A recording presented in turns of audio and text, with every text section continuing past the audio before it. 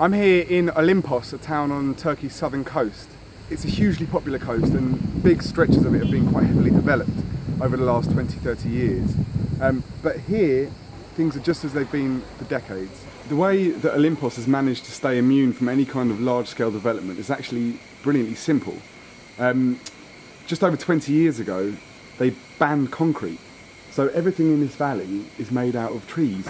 So over the last 20 years, a dozen or so of these little mini treehouse towns have sprung up in the village. I'm staying at a place called Bayram's, which is one of the many guest houses that exist here. Everything is made out of wood.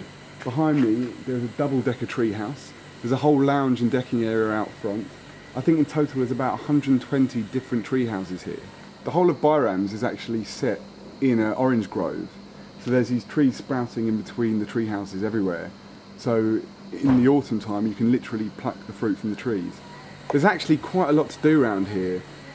There's extensive trails that go up into the mountains and all around the ruin. Olympos was one of the original Lycian settlements that stretch along the southern Turkish coast. And in the 1st century BC it was taken by the Romans. And according to local legend, Julius Caesar himself, a young Julius Caesar, was on the boat that stormed the settlement.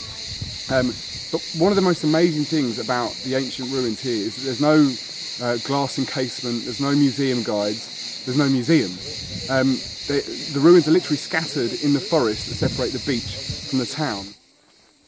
I've just wandered a couple of minutes off the path, and this is the kind of thing you can find. It's a huge wall that was once part of a Roman temple, and there's an inscription on it somewhere that says it was erected in honour of Marcus Aurelius, and you can just wander up to it. You can also go sea kayaking, you can go rock climbing when it's not too hot.